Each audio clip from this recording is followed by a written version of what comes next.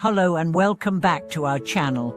Today, we are going to explore a topic that may be surprising to some, but is deeply important for anyone practicing or interested in Buddhist teachings: the influence that the actions of monastics, particularly those in the Buddhist community, have on your merit.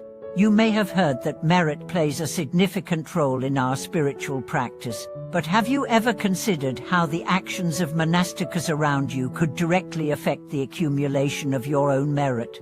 In today's video, we will delve into this fascinating topic, exploring how the conduct of monastics, both their virtuous and non-virtuous actions, can impact your spiritual journey and the merit you accumulate.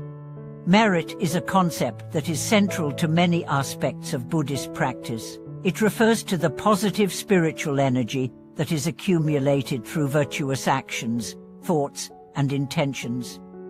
In the Buddhist tradition, it is believed that accumulating merit can lead to a more favorable rebirth, greater wisdom, and a more peaceful life. We accumulate merit through actions such as giving to others, practicing mindfulness, helping those in need, and following the ethical precepts. However, what many may not realize is that the actions of those around us, particularly those in the monastic community, can also play a crucial role in the merit that we accumulate. Monastics, or ordained Buddhist practitioners, are revered for their commitment to the Dharma and their dedication to a life of simplicity, humility, and discipline.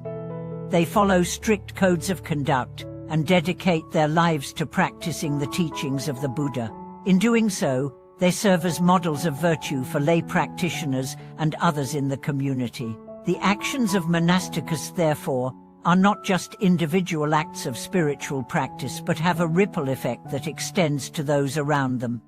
But how exactly do the actions of monastics impact our merit? To answer this, we need to understand a key concept in Buddhism: the idea that our actions, thoughts, and intentions are interconnected, and that the energy created by one individual can influence others. This is particularly true in the case of monastics, whose lives are deeply intertwined with the spiritual practice of lay practitioners.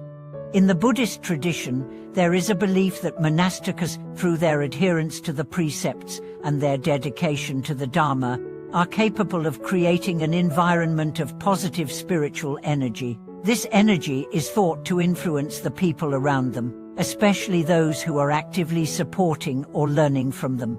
By supporting monastics, whether through material offerings, acts of service, or simply by maintaining a respectful attitude toward their practice, lay practitioners are said to accumulate merit as well. The more virtuous the monastics are, the more merit they generate, which in turn can benefit those who interact with them or offer support. However, the reverse is also true. When monastics engage in negative or non-virtuous actions, it can affect the merit of others in the community. If a monk or nun behaves in ways that violate the ethical precepts, such as acting out of greed, anger, or ignorance, this negative energy can have a detrimental impact on the people around them. In the Buddhist teachings, it is said that the actions of monastics, especially those in positions of authority, can either enhance or diminish the spiritual energy of the entire community. This raises an important question: how do we, as lay practitioners, discern whether the actions of a particular monastic are contributing to our spiritual growth or hindering it? It's not always easy to understand the subtle ways in which the actions of others affect us. However, the Buddha's teachings provide clear guidelines for recognizing virtuous conduct in monastics and for cultivating the awareness needed to protect our own spiritual practice.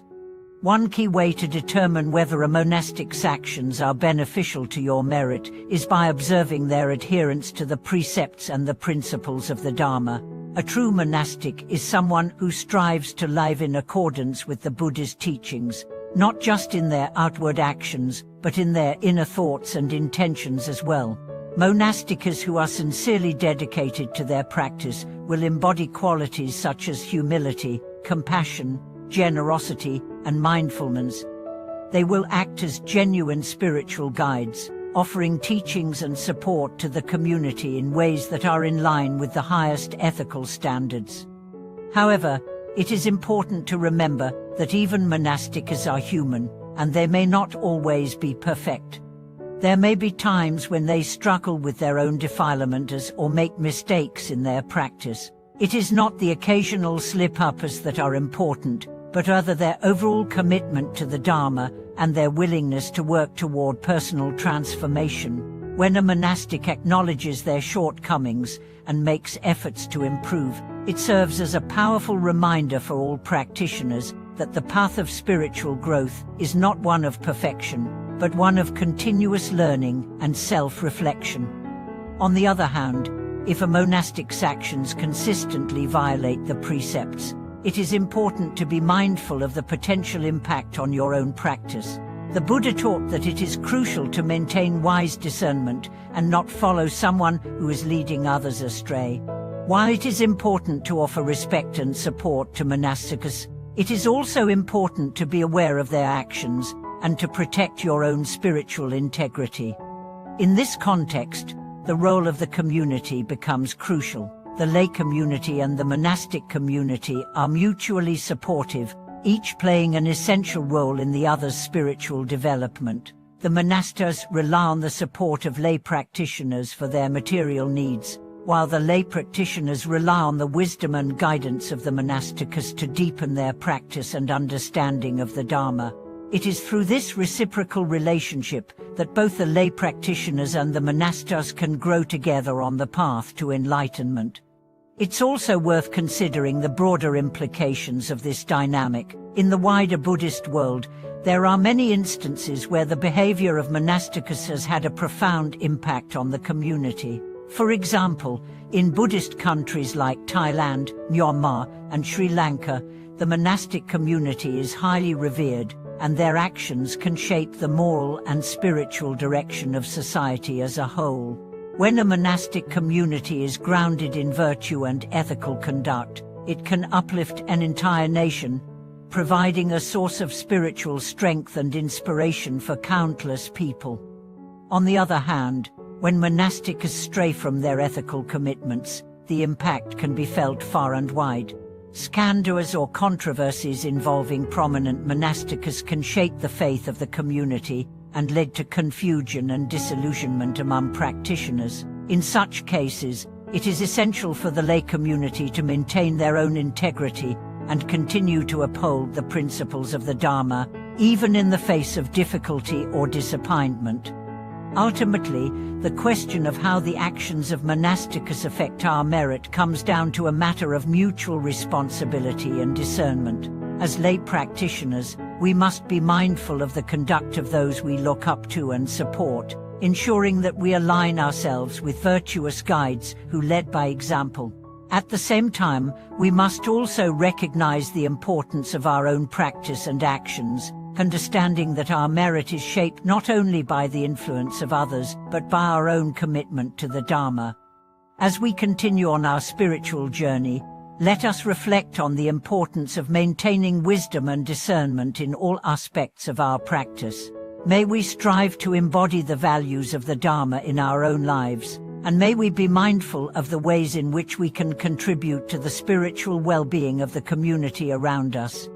Thank you for watching today's video.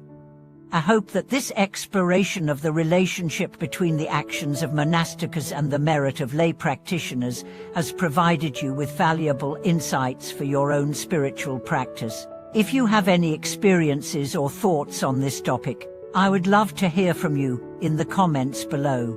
Don't forget to subscribe, like, and share to support our channel. Until next time, may your practice be filled with wisdom, compassion, and the energy of merit.